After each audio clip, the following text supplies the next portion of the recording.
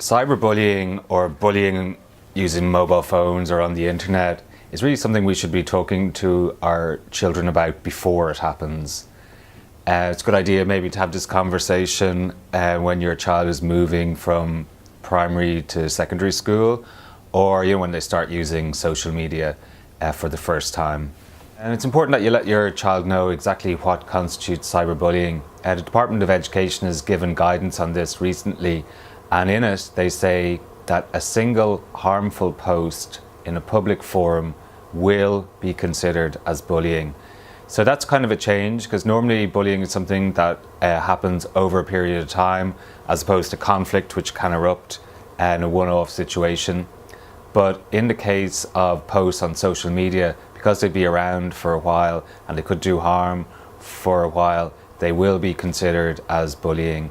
Okay, when you're talking to your child about cyberbullying, it's important that you let them know that it's always wrong, that it is something that should be acted upon and not ignored, and that the person at the receiving end of it doesn't deserve that treatment. But it's also important you give them some sort of practical advice on what to do if they're in a situation where they see cyberbullying or are experiencing it themselves. And there's 4 key pieces of information you can give them. First of all, don't reply. If you get a nasty message, or if you see a post, an offensive post, don't respond to it. For obvious reasons, like first of all, you're going to draw more fire upon yourself, but also it's very hard for schools to know who is the bully and who is the victim, where there's a lot of messages going back and forth, and ultimately you could be in a situation where someone on the receiving end of nasty messages gets into trouble because they're replying to them. I mean, it's normal to feel annoyed and to want to respond, but it's probably best not to. The second kind of piece of advice is to keep the message. Like, sometimes these things are incremental. They build up over time, and by the time you get to a situation where it's actually causing harm and you're looking for help, you'll go to the school and they'll ask you to produce evidence.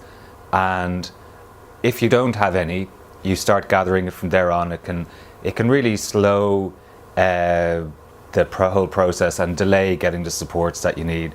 So second piece of information is keep the messages, screenshot them or take photos of them.